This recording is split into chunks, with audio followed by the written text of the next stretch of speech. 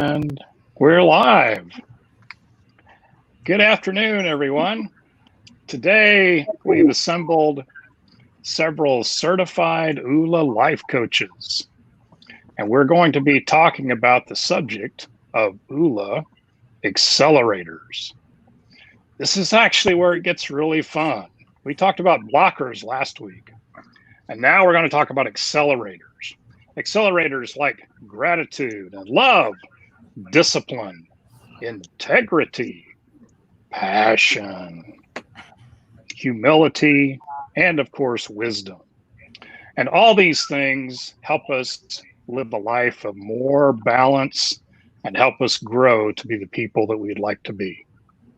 So first off today, we're going to hear from Michael Baboni, and he's going to talk about the subject of gratitude. You know, a good beginning starts with an optimistic mindset. So to get your mind right, we want to focus on what's going right.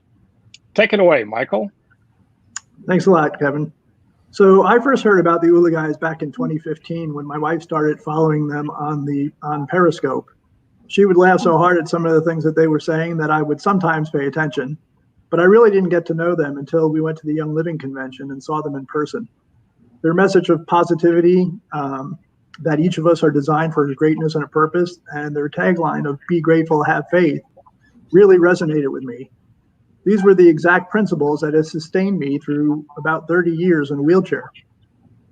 In 1984, when I was 19 years old, I was a college sophomore, and I had it pretty good. I had a loving family, a strong faith.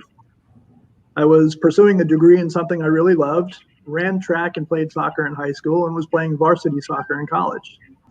But unlike a lot of teens, I knew I had it good, and I was grateful. Although I didn't know it then, my life was pretty Oola. Then one Saturday morning in April, I dislocated the bones of my neck and was instantly paralyzed from the shoulders down. Talk about throwing your life out of balance. Fortunately, I was too naive to realize that this could be a long-term situation and just figured that they'd take me to a hospital, fix whatever was wrong, and I'd get on with my life.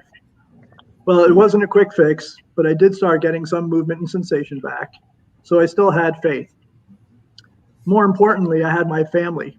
My mom was there every day, and more friends that I even knew that I had at college were visiting me on a regular basis.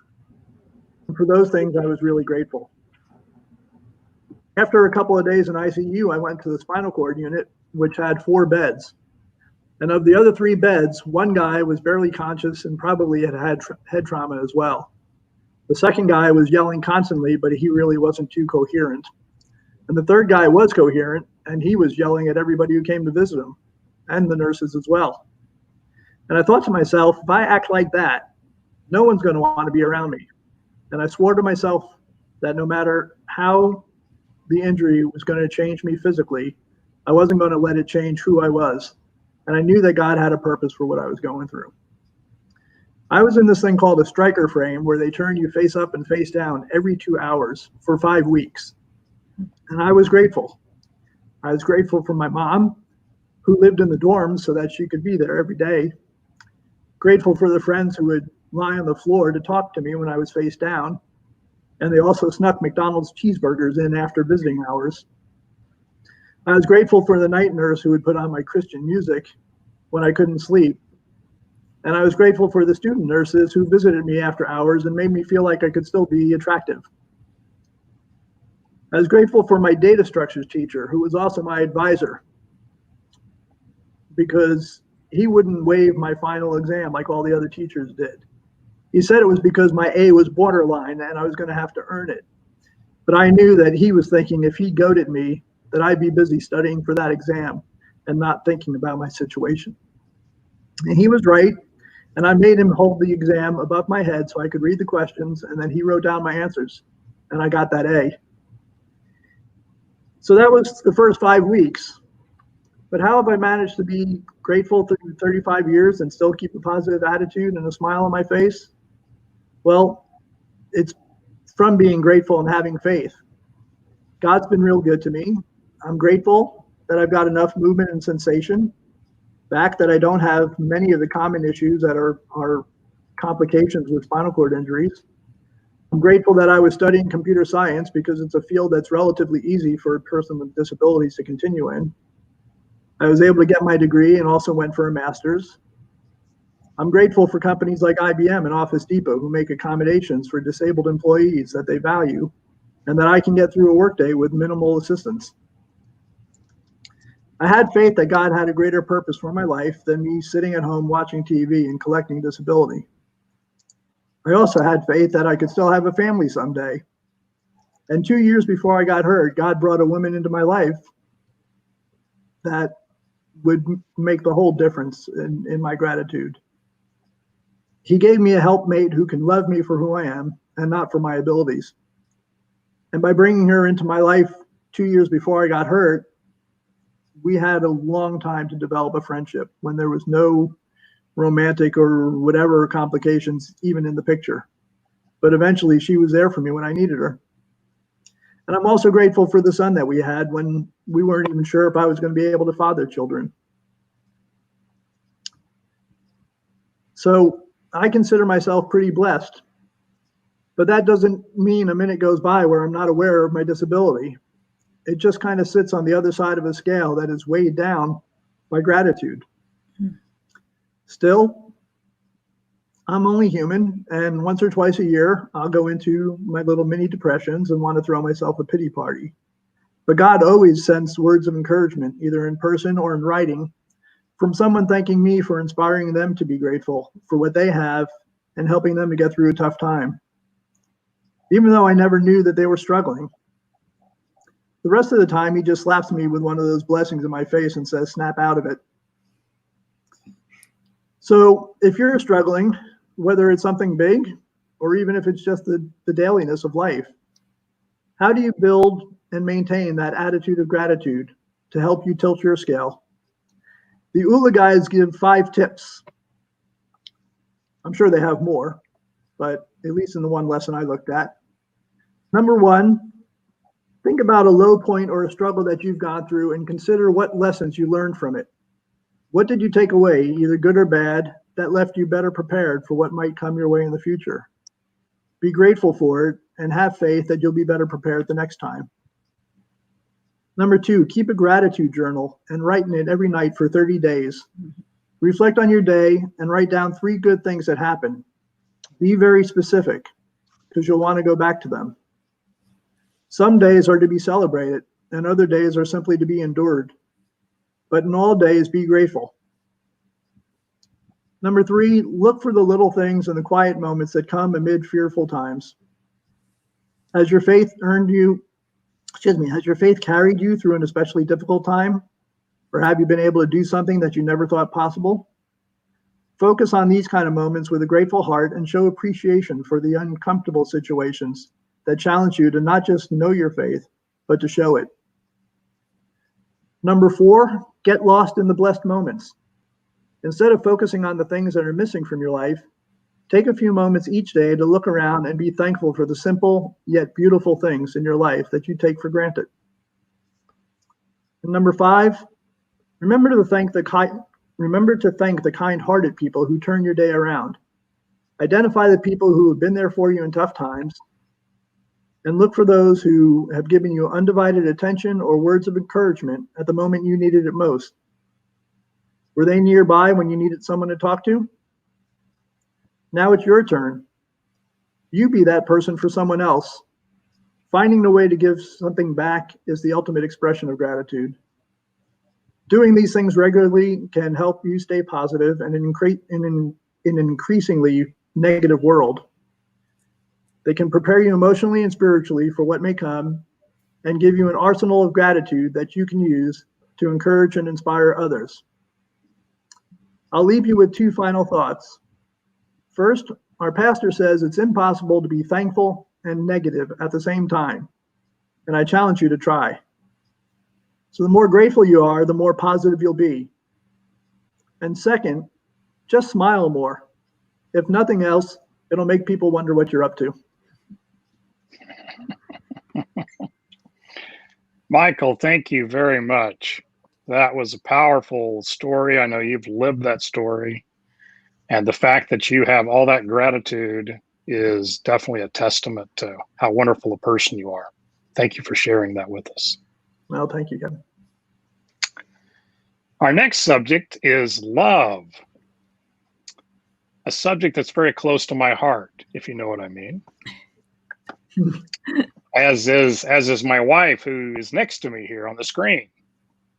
But love is an incredible force for good in the world at large, both when you're loving others and especially when you're loving yourself. And so to talk to us about love today, we have the fabulous Heather Hill. Wow. Go right ahead, Heather. Thanks, Kevin. Yeah, so I'm going to talk to you about the Oola Accelerator Love. There's a song, I think Tina Turner sings it, that says, "What's love got to do with it?" So I'm here to tell you, love's got a lot to do with everything. It's like the most basic of emotions. I mean, we all want to feel loved. From the moment we're born, we need to feel love. And love's not a simple thing at all, though. It's complicated and messy, and sometimes it's full of plot twists. But at the same time, when you commit to a life of authentic love, there's just nothing better. And so to commit to that life of authentic love, you need to ask yourself two questions. Are you loving others well? And are you loving yourself well? You know, we're expected to love and care for others. And maybe you're a full-time caregiver for an older relative. We spend a lot of our time making others feel better and feel loved. But sometimes, oftentimes, we forget to do that for ourselves. We get so caught up in caring for others that we suffer. And then if that goes on too long, it may even lead to resentment for those people that we're caring for, which is obviously not a good thing at all. That's not what we want. Feeling loved and cared for is just the most wonderful feeling ever. It creates a sense of safety and security, which leads to feelings of peace and, increased self-esteem. It's a tremendous, tremendous Oola accelerator. And your love is really quite a gift to give to someone. Your love is a gift. So why would we not give that gift to ourselves as well, right? The best way for you to be open to receiving love is to know how it feels. If you've been hurt before, you might be scared to open yourself up to love someone or to even receive love from someone else. Listen, whatever you believe spiritually or what you think happens after we leave this earth, we are on this earth for a very, very short time. And whatever you think happens after you're gone, I mean, it's such a short time. And we were put on this earth to love each other and do good for each other. We all need each other. So start with you. The best way to get better at love is to start loving yourself more and allowing others to love you. You are lovable, and there's other people who want to love you. So let them. You are where you're at. We're here exactly where we're supposed to be, and we're here for a reason. Everything that has led up to this point has happened in our lives so that we would get to this point, or what you're going through right now is taking you to where you're supposed to be. And that's why it's important for you to love yourself so you can be ready for what's coming to you. Everyone you've met, good or bad, has come into your life to either teach you something or so that you could teach them something. The thing is, you have to lead with love. You have to be open to that lesson, whichever direction it's going in. Think about what Michael just said about the people that were there for him when he needed them. They were there to help him find his gratitude in his situation. So you have to be open to knowing what's coming towards you. And the best way to do that is to lead with love. People show their love in very different ways, which can sometimes be frustrating when you're expecting something because you want to be loved and that other person, that's not their deal. They're not going to do that. But everybody has a love language. And there's actually a quiz online that you can take to see what your love language is if you're not sure. There's 5 love languages: words of affirmation, acts of service, receiving gifts, quality time, and physical touch. Not everyone that loves you is going to love you with your particular love language. It might be that they're not comfortable with that. And that, again, is why it's so important for you to love yourself and give yourself the love you need. My love language is words of affirmation. I need to hear that I'm important and needed and loved. I did not hear that for many years growing up. I did not hear that a lot. And so that's what I need. And I have a dear, dear friend who is really good at doing this for me. And she's just amazing. And I truly feel loved by her. My husband, who I know loves me, but he is a man of few words. And outside of our wedding day and a marriage retreat that we recently attended, not a whole lot of words of affirmation coming from him. He likes to give gifts and do acts of service. You know, he helps a lot around the house. He does the dishes, he does laundry, he cooks. He really helps around the house. And I mean, I'm not an idiot. I let him because, you know, that's not my love language, but he can love me the way he wants to love me. That's fine. But I do, you know, find ways to show love to myself. I have my daily affirmations. I have decks of affirmation cards, and I look for scriptures where God is telling me how amazing I am. He made us to be wonderful, so he tells us that, and I read those scriptures and those cards, and I feel loved. So how can you use the Oola Accelerator of Love to get to your Oola life? First, love yourself. We are perfectly imperfect, and negative self-talk and self-criticism are serving you no good. So just cut it out. Just stop it. Show yourself love and do nice things for yourself. Spend time with yourself doing things that you like to do. Instead of saying, well, nobody ever wants to do this with me, go do it yourself. Spend time and get to know yourself and really dive deep and just spend time on yourself.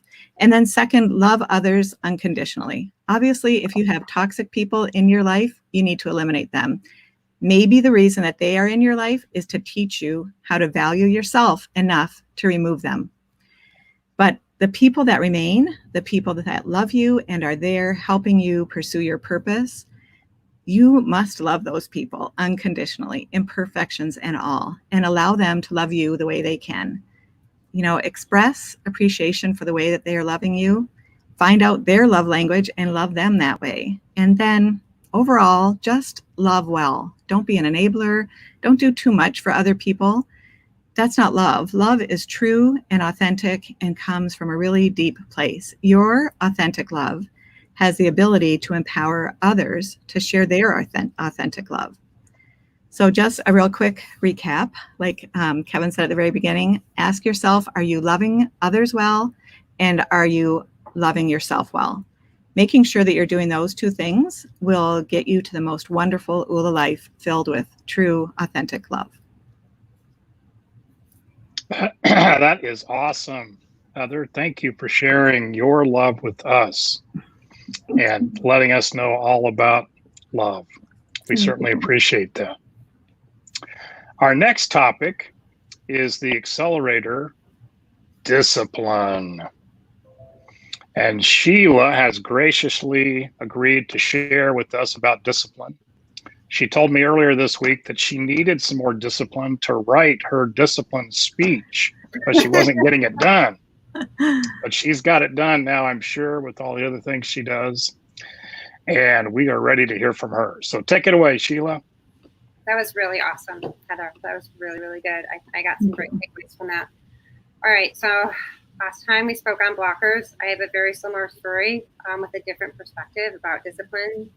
So it's 7:30 a.m. I've snoozed 3 times, each time telling myself just 1 more minute and I'll get up. I finally get up and go to the bathroom, look in the mirror, decide washing my face and brushing my hair is the only option. There's no time left to shower. As I reach for my hairbrush, my daughter asked me if I can do a French braid in her hair. It's picture day and I forgot to get her outfit ready. If I don't iron her outfit, I'll still have time to make her lunch. She offers to make her lunch if I iron the outfit. But wait, the dog. I took the dog out. My son's already left for school and I'm not sure if I took the dog out. I can race my daughter to school, come home and let the dog out, and possibly make it to my client on time. Why did I do this? I asked myself, why did I sleep in those extra minutes? Was it worth it? I berate myself for sleeping in those extra minutes and promise never to let it happen again next time. Being late, being unprepared, being out of balance is a very shameful, un-Oola feeling. And it wasn't just affecting me, it was affecting my kids. I lacked discipline in starting my morning. So I decided on December 7th, 2019, that discipline was going to be my word for 2020. I needed discipline in starting my day in order to have integrity with hitting my goals. Oversleeping might sound like a minor infraction compared to the weight and burden of a lot of other problems in the world right now. But for me, it was curating my mindset for the rest of the day. I was always left feeling that I needed to catch up, and the early disappointments of the day, they left a mark on my personal integrity. The voice inside me would tell me that maybe I'm just not good enough, that I aren't out there who are really right. And with it, an added tension to be on time and start my day more on time. I was some days were regressing, and then COVID. The curveball that shifted a lot of my 21 goals, as I'm sure many other people out there who follow Oola, but a lot of my 21 goals that I set at OolaPalooza in 2019. So it's hard to have discipline when you don't know what you're aiming for. So in short, like the past 3 months have forced me to pivot my goals and motivate my kids to have discipline in their days. Sometimes you need a good kick in the pants to get where you need to go. I've always said I'm not a morning person. That was my excuse. Like the truth is, we are all morning people. Our bodies were built to sleep by 10 p.m. and wake up between 6 and 7 in the morning. This is part of our natural biological rhythm. I like to stay up late. It feels natural to me. I was also working late, taking clients late, and I was using that time to catch up on my missed goals from the day. I did not set healthy boundaries with my sleep times, and my work was interfering not only with my sleep times, it was obviously impacting my family. So for 2.5 years, I worked. This was prior to 2019. For 2.5 years, I had worked nonstop to get myself out of debt, and I was working so hard to do that. I worked late hours. I was working weekends. I was always in a rush. I barely had it together to provide enough structure for my kids. There really wasn't anything left. My body is still healing from the trauma of all that stress. I'm moving to a more consistent way of life now. I'm being able to say no more to keep our family schedules intact, but that's been really hard for me. I'm not a good person at saying no. So I've been wired for many years to survive. And it's hard to break out of that mentality. So saying no, even when it means turning down potential income, was one hurdle in my journey to get my balance back after being in a season of debt. I was stuck in a mindset, and I needed the discipline to break out of that. So enter COVID. COVID was the catalyst in breaking out of that season. My job came to a halt for a short bit, and with it, the concept of what my work was doing to my family. Having a healthy sleep schedule just became paramount. April was a flux. It was like figuring out how do we do this e-learning and strategizing how to pivot my career. And then May was all about keeping the kids above water with school. My son was graduating from high school. I was going back to work a little bit. And then June was sort of a flex month because work got busy again. And then my kids were happy to have the freedom of no school. So there was no pressure to have a schedule. So by the end of June, the party was over. But the effect of lack of activity and having a schedule was really taking its toll. I was tired of my teens doing nothing, not physically tired, but I was mentally tired of the lack of routine and structure in our house. We needed discipline. So clearly 2020 is changing daily, but that was not an excuse to let it all go. I began thinking about what things would look like if we continued like this for another month or two. And my kids really needed a purpose to get up every day. My word was slowly becoming their word. So I pulled out my laptop. This was just a couple weeks ago, and I started writing. And the next day, each of my kids were given a spreadsheet, and they had a schedule with the entire month of July. They just had a schedule for all of their chores. So they had a set time where they had to be up every morning. They had fixed chores every day, and then a set time where they had to go to bed at night. So we're 2 weeks in, knock on wood, we're going strong. I've been very disciplined about not taking clients at night, and that's been a really hard thing for me. This is a new thing. And in return, I'm showing up for my kids, talk about love language, just being there for them, not giving them gifts, but, being able to give them words of affirmation and being able, to be there for them when they go to bed at night and making sure that they do go to sleep. So yesterday, I had to leave for a morning client, and I came home. I found my youngest in the backyard. She was doing her chores during her chore time, and it just melted my heart. It made me feel so proud that she took that initiative on her own. It's taken a few weeks, but the routines are really setting in. And what I'm noticing is that my kids actually crave discipline. They do complain, no doubt, and some days are easier than others, but I'm really strict about the going to bed. And the kids, they just need this regularity during these uncertain times right now. being able to sleep earlier is also getting my natural rhythm back on track. And so I've been able to get up between 6 and 6:30 in the morning. The kids get a little bit of a later wake time just because it's still summer. So, I mean, they get a little bit later wake time, but I literally have to stand over my teen daughter's bed, like literally tell her, okay, you need to get one leg out of the bed, touch the floor. Okay, now the other leg and touch the floor. And it's really a chore. But if I stay consistent with her and if I stay disciplined and committed to the schedule, then she will. So last night I did something for the first time, something I really should have done years ago. So I'm hoping someone watching will have that discipline to do this as well. As I said, like when we were talking about blockers, smartphones are ruining our lives, and my daughters are more attached to their phones these days than anything else. And I get it. Like it's a social connector, it's a source of entertainment, but it's taking over. And when I had to go back to work, I didn't have the discipline to regulate their phone time. So I'm just going to give you a quick statistic before I wrap up. American teens ages 13 to 18 use entertainment screen media not for school an average of 7 hours and 22 minutes a day in 2019. In 2015, 67% of kids 13 to 18 had a smartphone. By 2019, that number was 84%. The average 8 to 12-year-old American kid spent 4 hours and 44 minutes looking at screens each day in 2019. Nearly all the phone activities are linked to less happiness, and all non-phone activities are linked to more happiness. So with the exception of sleep, activities that usually involve being with other people are most strongly connected to happiness, and then activities that involve being alone are most correlated to unhappiness. So I limited the screen time on the phones. My 18-year-old son doesn't have a problem with that. So just the girls, yesterday I set the downtime on their phones to shut off from 10 p.m. to 7 a.m. And last night at 10:01, I had a screaming, raging teen in my room. How can you do this? I need my phone. I can't get to any of my apps, my Instagram. How am I supposed to sleep? I need my music. I offered her an alternative. She turned it down. She slammed my door. Just everything in me just wanted to get her phone back on for 30 minutes so that we could all go to sleep in peace. But I resisted. I had her take a shower and she went to bed. I woke up a few hours later, just for a few minutes. I went into her room and she was asleep like a baby during a time that she would normally be up on her phone. So parents, if you're getting your kids a smartphone, first go into settings, downtime, and make sure that you set that up before they get their phones. So back to my original story about snoozing and waking up late. I don't want to keep snoozing. I want my body to be healthy again. I want a normal sleep schedule. I am not in a season of survival anymore. I am a morning person. I am going to be productive each day and help my kids have the discipline to do the same. Baby steps, just getting them a sleep schedule, one chore a day. It's building them for success, and it's keeping me accountable for my own success. So discipline is, and this is just a list to think about, and maybe this is something you might want to do. So this is my tip. Maybe just think about things that you're already doing.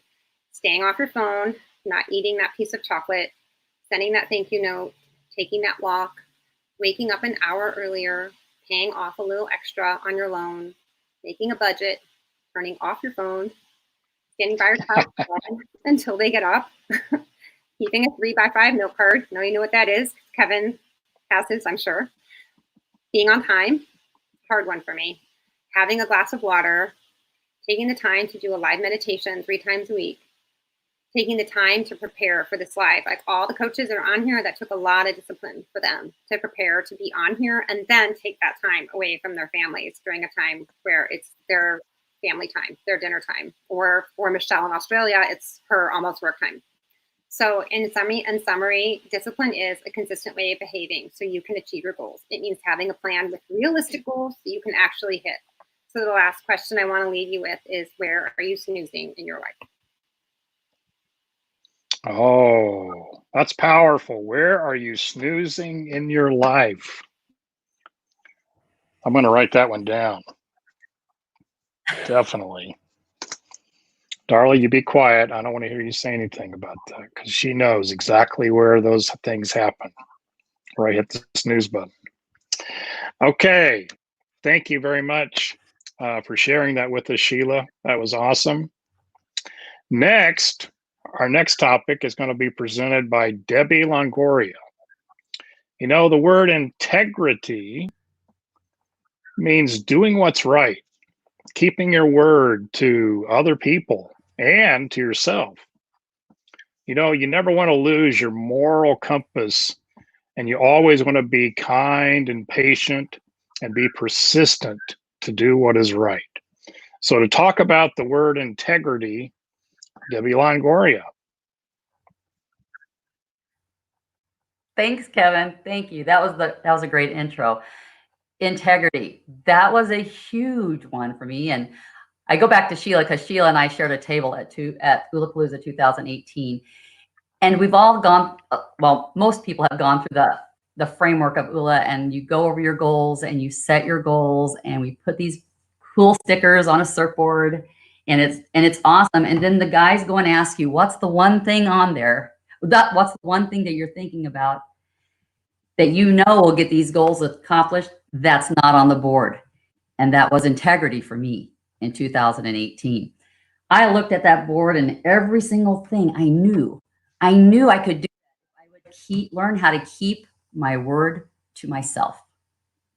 And I know I'm not alone on this panel that we will say no to what we want in order to say yes to what other people want first. We love our grandkids. We love our kids. Those of us that go to work will say yes to projects, and we say yes, yes, yes, and we follow through, and we do a magnificent job of following through for everyone else until it turns to us. Until it turns to us. I had to learn how to say yes to me, how to keep my word to myself, how to understand that by saying no was not a bad thing, because integrity, as Kevin stated, is keeping your word to people. And I mean, that's all the outside world looks for. It's like, oh, Debbie said she's going to show up here. She did a great job. That's awesome. She followed through. She's a person you can go to. But what happens if you're the person that you can't go to yourself for anything? You have told yourself so many lies that you don't even trust yourself anymore, that you can, okay, I'm going to get up in the morning. Well, I'm going to use Sheila since she was the last example. I'm going to get up an hour earlier in the morning. It does take discipline.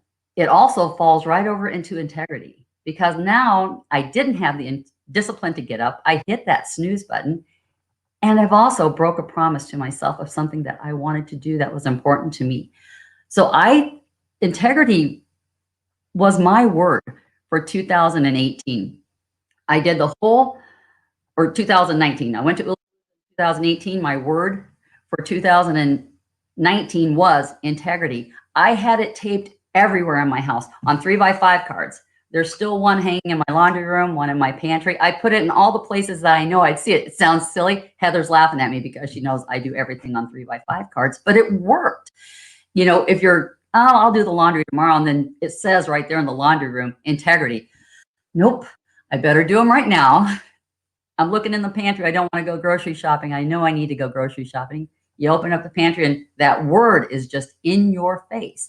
It's in your face. And it kept me on track to help me build a more authentic life, how I could learn how to trust myself, that I could take care of myself, that I could believe that every word that was coming out of my mouth was true for me, because it is so hard.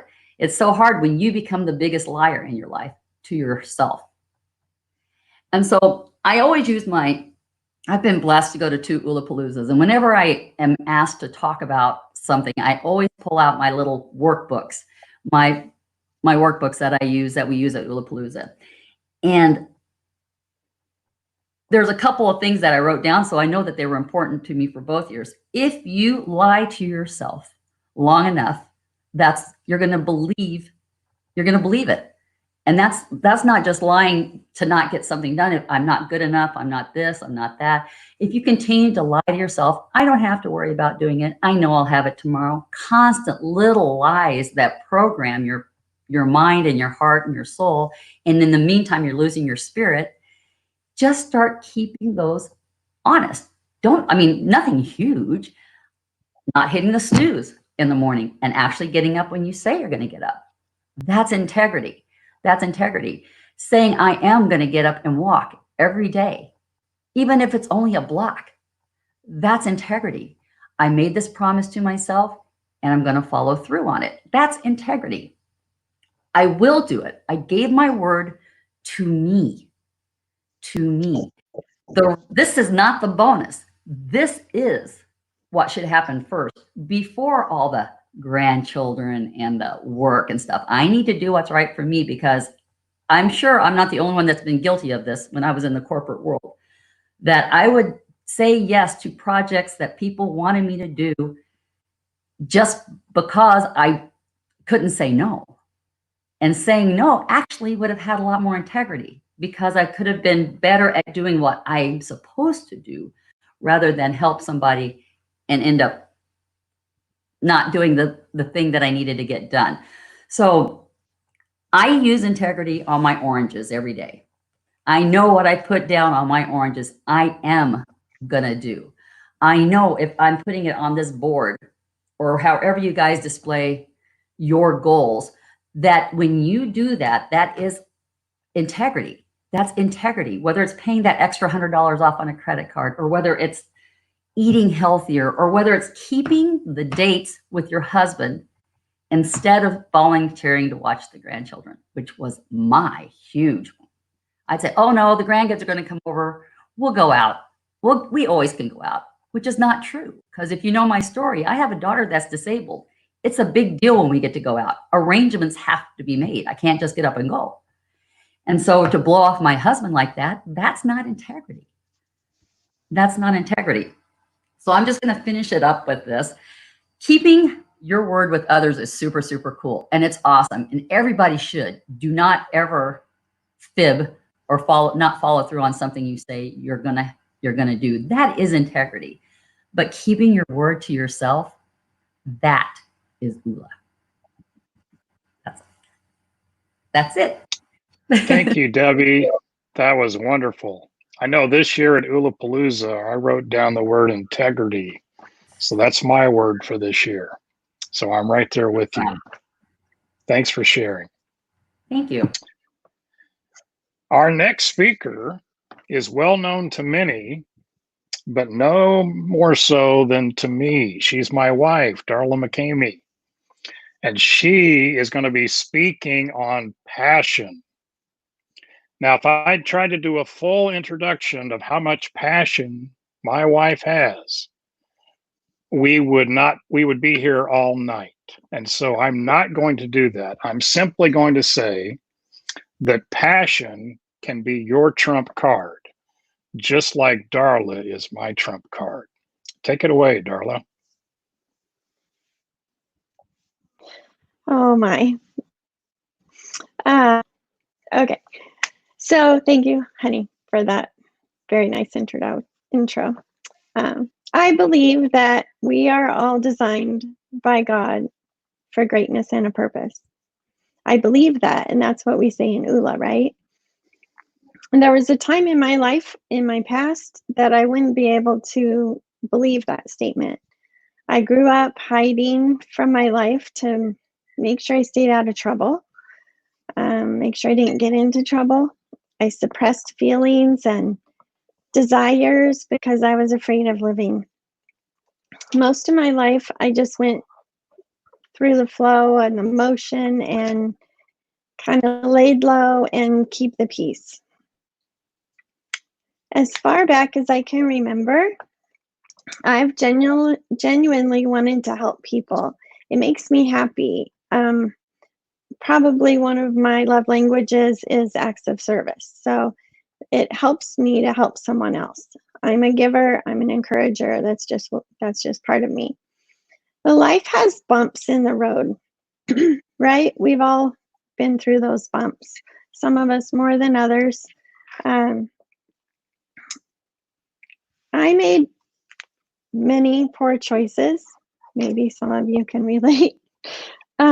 I listened to others tell me what I should do, right? I found myself living out of alignment with my beliefs. This went on for several years. Even though I was still serving others and serving my family, I knew I wasn't living true to myself. I had loss after loss after loss. And I ended up lost, and I just wasn't sure how I was going to make it through. The day I found myself on my knees praying in defeat, is the day that my life changed. I started listening to my spirit. I followed my intuition. I followed my passion. It's taken me years to have the confidence, but now I know that my passion is to share with others how to live happy and know that they are loved. I'm an encourager. I'm not perfect. I have grumpy days just like anyone else, but my passion carries me through. Most recently, this passion to help others has been ignited. I know that reaching out and sharing what I've learned makes a difference. It changes people's lives. My experiences, my background in medical field, my aroma freedom, essential oils, Oola, all of those are things that I carry in my toolbox. And I know and I feel that I can help anyone. I'm shy, and people that know me would laugh. They literally laugh when I say that I'm shy. They don't believe me, but it's really true. But passion is truly my trump card that I carry that helps me overcome all of these blockers in the way of my dreams. So passion is one of the main accelerators in Oola that helps overcome your fear and self-sabotage, to say the least. When you're so passionate about something like me and my Oola life and sharing Oola with others, that's what gets me on a live Facebook call, right? That's what gets me doing this. Is this out of my comfort zone? Sure. Have I spoken in front of 400 people before because of something I believed in? Yes, ma'am. So your passion, I feel more strongly about Oola and helping people with things that I've learned that I believe that will help them. That passion carries me through, and it helps me overcome any of those other obstacles that I might have. And it can help you the same. I see a lot of women in my day, and many women that I visit with tell me that they don't even know what their passion is. They have no goals. They have no vision for a future. We commonly see people that are just existing day to day, and they're going through the motions of life. A lot of times they tell me that they are just feeling fatigue and they are lack of energy. They have lack of purpose, lack of love in their life. If that's you, listen up to this. This is why we're all here today. There's many memes, books, and talks, and all of that on social media out there right now that talks about finding your passion. But the truth is, it's not hiding where you might think it's hiding to go find it. It's not around the next promotion that you might get. It's beyond that next trip that you might take, and it's not through another person. Your passion is really right inside of you. So you don't have to go find it. It's maybe time to look inside and rediscover. Passion really provides an intense feeling of emotion. And when you rediscover your passion, you'll start living. I've seen it. I've seen it be from darkness to light. I've seen it be from fatigue to energy. I've seen it where someone snoozes in their day and snoozes and snoozes, and I've seen it where they come to life. And it is a beautiful thing. And it gets all of us googly bumps and goosebumps inside, because all of us in Oola and Oola coaches, we're not perfect, you guys. We don't have every single thing figured out in life, but we have passion because we know and we've seen Oola work, and we know that it's our jobs now. Since we know this now, it's our jobs, and our passion is just ignited us all to come out and talk about it and help you. So we're helping each other, and our talks about integrity and love and forgiveness and gratitude, All of that is just a catalyst that helps us fuel this passion that we have to help and serve you and serve others to have more passion in their life. Wow, huh? So now I will tell you that I believe that we're perfectly and wonderfully made, that God doesn't make mistakes.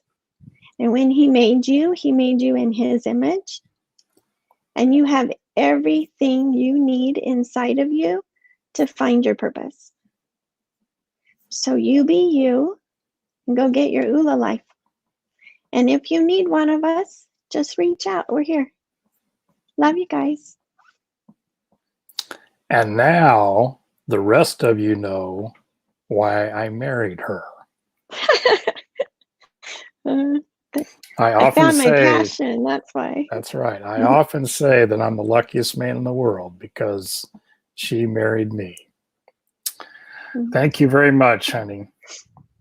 All right, our next topic. Jessica actually jumped up as soon as I announced what we were going to do with accelerators, and Jessica jumped up and volunteered to do humility because evidently she knows the most about it. I'm not sure how much humility that's showing by being so energetic about wanting to do it and present it, but we'll soon find out. So Jessica, tell us about humility. Wow, thank you. Yes, I know so much about humility. I'm told I'm very humble all the time. Just kidding. So with that, I guess I will start with pride leads to disgrace, but with humility comes wisdom. Proverbs 11:2. Oh, one of the things that I've learned from Oola that I truly cherish, and it's been a game changer for me, is that life isn't always about you. I love that on so many different levels. Being humble, it's going to save you time, it will save you energy, and it will save you from sleepless nights and conflict. So what does humility in action look like? Well, it means serving those around you and listening more than you speak. It is imperative to be a good follower and not just think of yourself as always leading. So those without humility, they may not be open to new ideas or unable or unwilling to learn from others, which can be very detrimental to their own life, but also to others around them. When we are like that, we are not serving ourselves well or others well. So embracing humility will help you achieve the life of your dreams. It will help the organizations that you serve. If you are humble enough, you're going to start seeing them thrive. And another important point to make about humility is just because if you are a humble person, that does not mean you are a weak person. That is pride talking, I think. So one of the beautiful things about humility is that it allows other people to shine. And this can mean letting go of control sometimes, which makes it hard. So sometimes as leaders, we feel that we need to control all aspects of a project, and that's out of pride, out of fear, that perhaps if someone is more skilled at you at something, then that looks bad on us, or it makes us lose our worth. Of course, that's just not the truth. That's not truth. That's a lie. And delegation, is a learned skill, I think, but it helps with balance.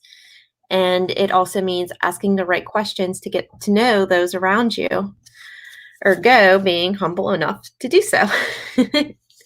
So, this really comes into play when you're serving a community and you owe it to them to provide them the best. And that means, using other people and skills that you might not be as good at. But let's take this back to the beginning. Life isn't always about you. So one of the ways that I like to utilize this is like kind of an everyday situation. Let's say you call somebody or you text somebody. In today's age, we're really programmed now to expect an instant reply. Okay. And if you struggle with any kind of insecurity, which I will openly admit that sometimes I do, okay, sometimes I do a lot. We expect these instant replies and this feedback. So we send a text message, but it's, it goes radio silent. Maybe we don't hear back from that person. And, my mind wants to go with, why are they mad at me? What did I do wrong? Oh man, I really embarrassed myself now.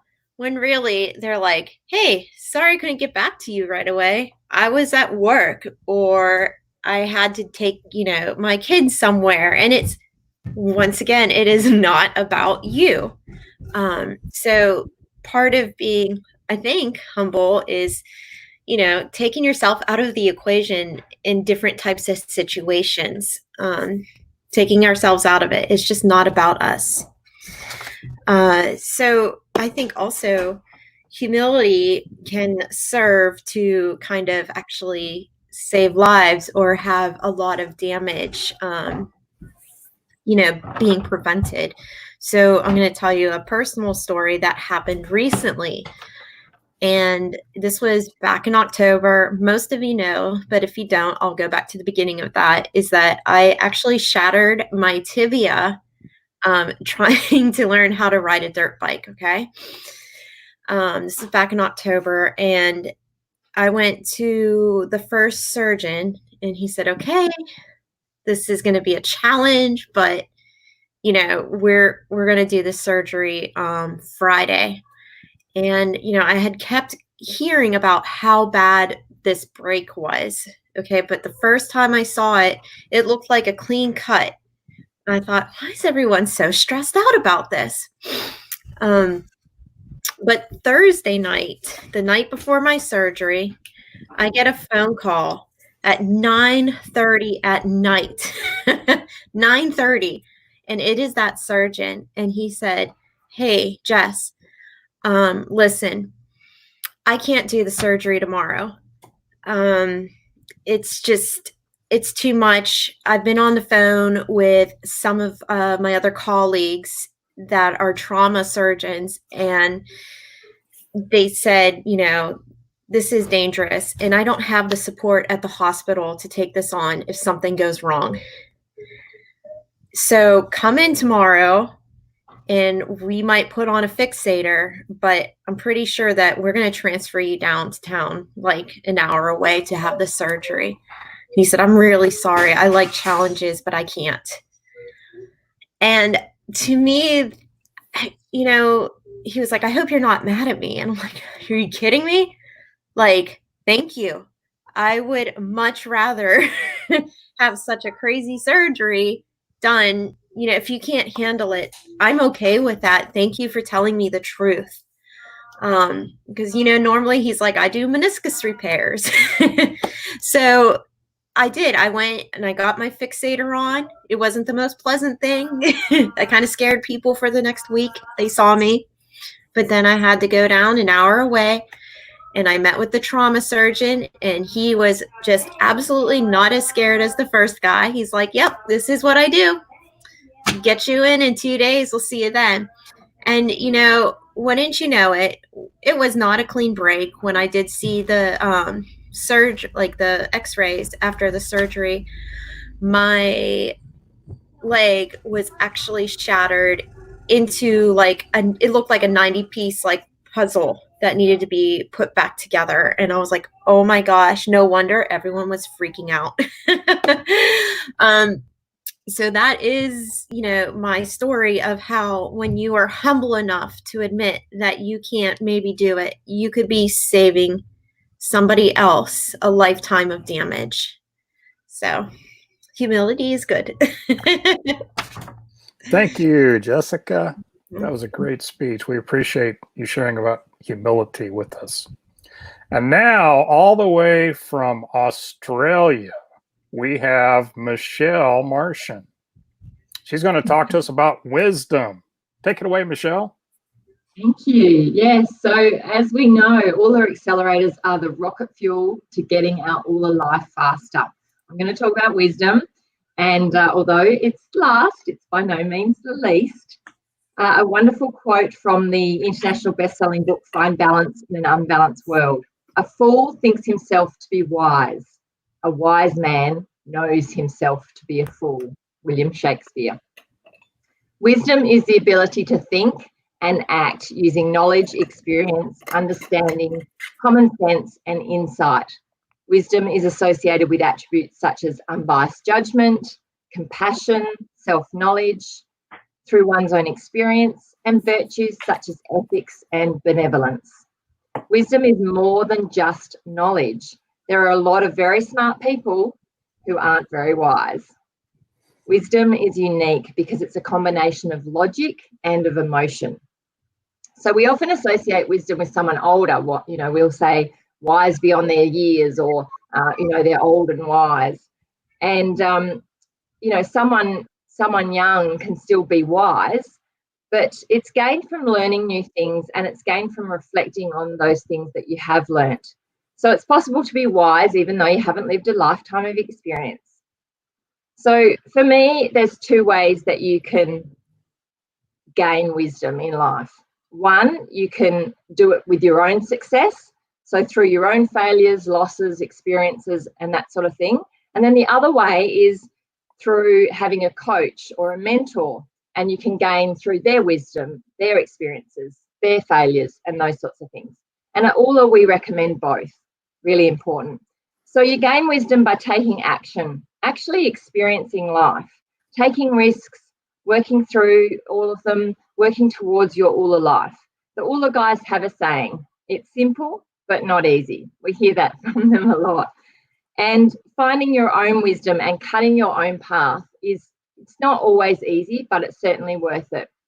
Some of the best lessons you learn, the most powerful wisdom you gain, is when you've been a bit beat up and then you come out the other side. Don't be afraid, push fear away and take those little risks. Dr. Troy would call them calculated risks. So Dr. Dave's story is really powerful, and I'm going to draw on his today. So Oola wouldn't be what it is today if Dr. Dave didn't have it all, lose it all, and then start working his way back to Oola. In their first book, Oola, Find Balance in an Unbalanced World, Dr. Dave explains that he was feeling a little bit cocky about his success. He had a nice car, nice home, wife, kids, all the trappings of a great life, but he fell from Oola. He ended up going through divorce, losing his car, his home. He was living in a motel in the bad side of town, and he was driving his mum's crappy old Taurus. His words, not mine. And one thing that Dr. Dave learned from during all of this time was how to incorporate the Oola accelerators into his life. He gained wisdom, and he's now been able to inspire millions, and we wouldn't have Oola today if it wasn't for Dr. Dave and that story. And so it's really important to learn from that. Some of the best lessons are when you go through tough times. When you hit the blockers, keep the wisdom, but let the feelings go. Experience all life has to offer. Don't be afraid to make mistakes. Just dust yourself off and make more mistakes. So long as you learn and grow, then it will be worth it. Every mistake will be worth it. One saying that I have is harvest the lesson from your own mistakes.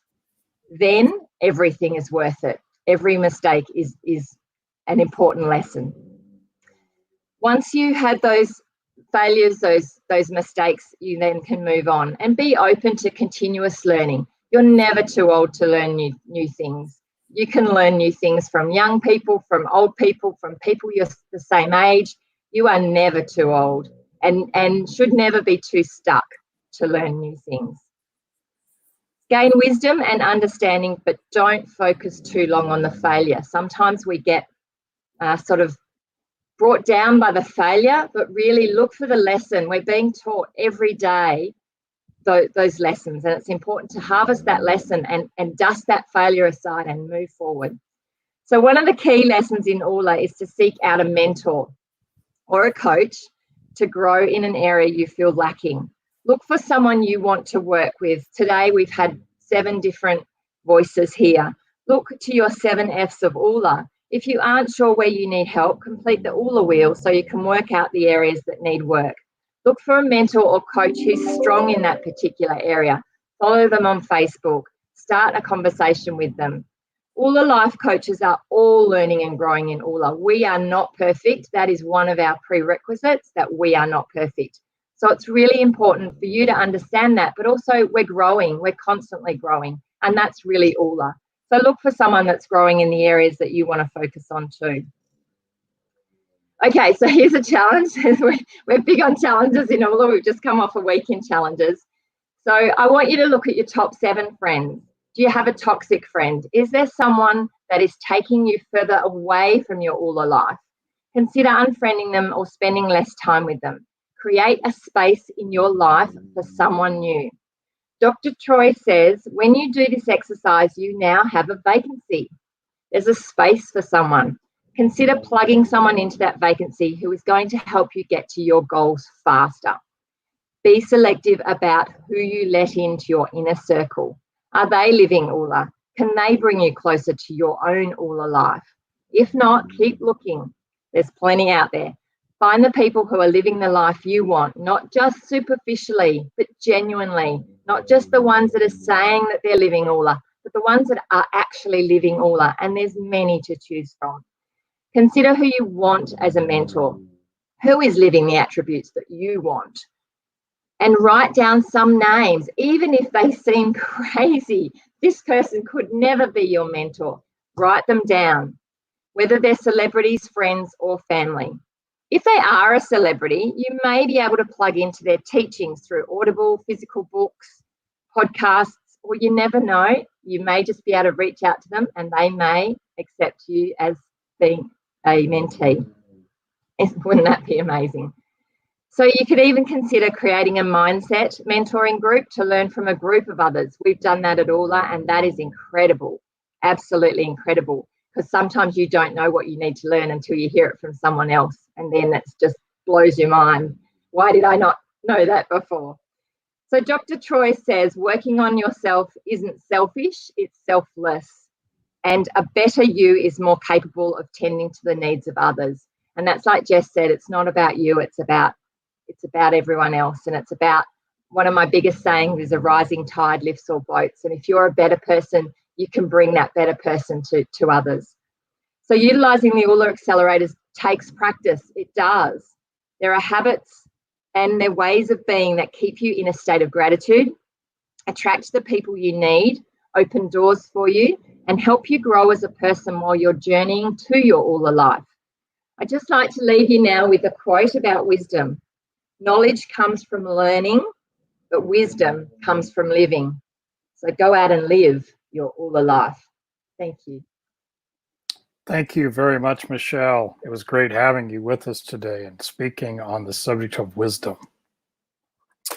So everything that we have learned today comes from this book right here, Oola, Find Balance in an Unbalanced World, by Dr. Dave Braun and Dr. Troy Amdahl.